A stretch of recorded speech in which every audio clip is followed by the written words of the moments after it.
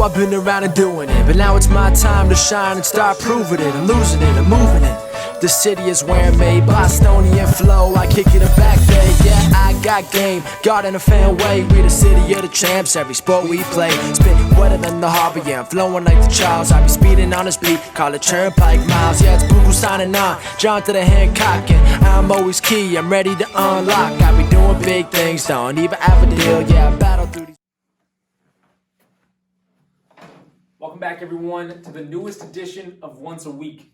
I'm Billy J. Ludis, and with today's message, I think it's no new announcement that the country is in another state of disarray. Moving on from the coronavirus, which has seemed to have left people's minds in the blink of an eye, we have now stepped foot into a bigger problem that has been around for far too long. That being racism and inequality. It doesn't take long when you turn the news on or scroll through social media to see the protests and how everyone has been affected in the world. And I think it's becoming clearer and clearer that this year has brought up and is bringing about changes, and changes that need to happen. My perspective on the coronavirus was that we all need to be shut down for a greater plan. That's my faith and that's my belief in God at work. But when you take a step back and see how the pollution levels went down, animal shelters were cleared out because people were adopting pets. And specifically in my line of work, families were coming closer together that never had the opportunities to do so. That's progress. And the list for positives that came out of the struggle of the coronavirus, it continues to grow as we come out of it.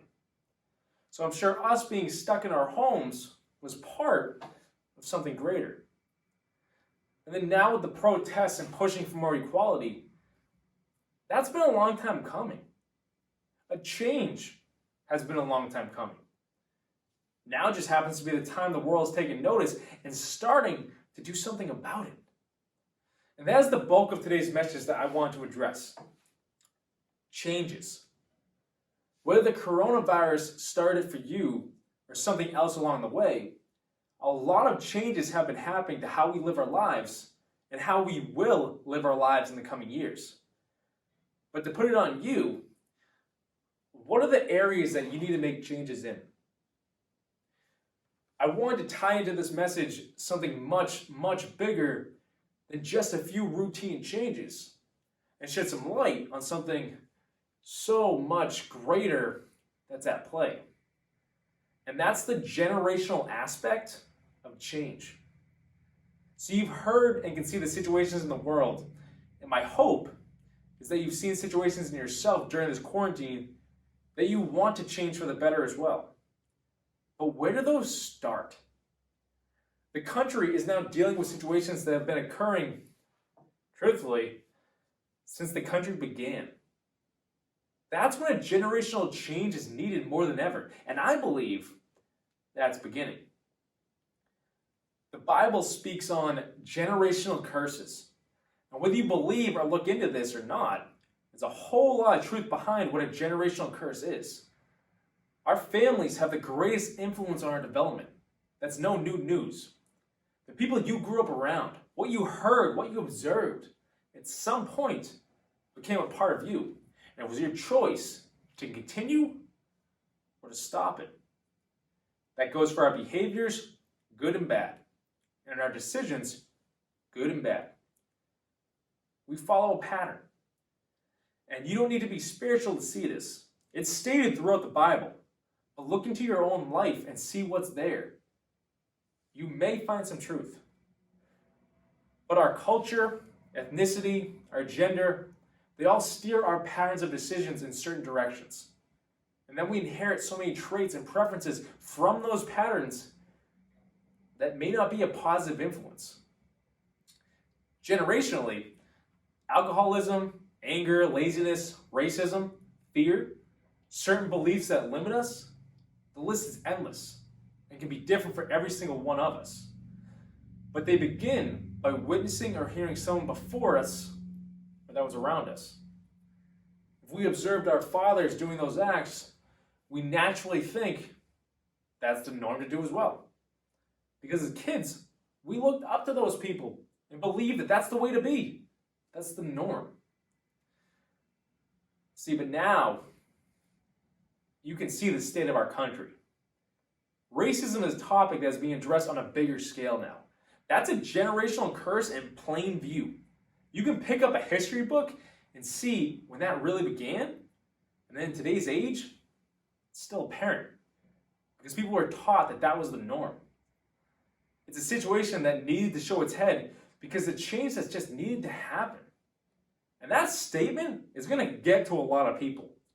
But if you can put your pride aside and humble yourself for a second, you get it.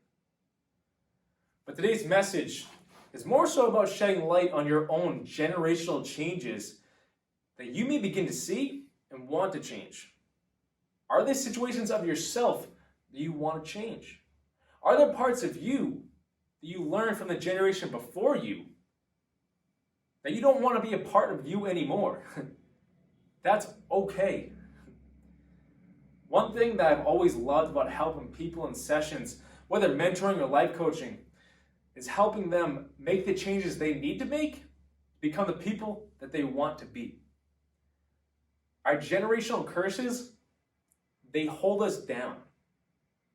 Breaking those chains, though, and getting up to become someone stronger and better, that's a sight to see. And that's a sight that you can see every single time you look into the mirror if you take the time to look. And the changes you make now in you get passed down to the generation after you. Who do you want them to be? That starts with you. We're seeing the world change on a massive scale with everything that has gone on in 2020. What's bad in the moment can turn to something so much greater later. But what does that mean for you? Are the changes you need to make on your personal scale that may look like work now, in the moment, but could turn into something greater later? That's your call, and that's your choice to take a look. But what started generations ago may still be holding you down now in how you live your life and could, in turn, be limiting you from moving forward. Break that chain. If there's a recommendation that I could say to you now, say a prayer and take action on that. If you're spiritual, let the big man lead the way, and you'll see that change start to happen. And if you're not spiritual, think about what I just said, but take that look inwardly and think deeply about what changes you want to make. If something sticks out to you that you don't want to continue, make that change. That's all I'm going to say for today, guys. The world, it may look like it's in tough times, but something good is coming. I believe that, and I can feel that. But if you have questions on this topic, reach out. Comment below. Find me on Instagram, find me on Facebook, and let's talk. But like this video on YouTube, share this message with someone who you feel could benefit from this or could learn something from this. And then hit that subscribe button below so you know exactly when a new once-a-week video comes out. And lastly, if you or someone you know is in need of a life coach to help you make the changes that you want to make, go to billygLifecoaching.com for more details. Until next week, guys.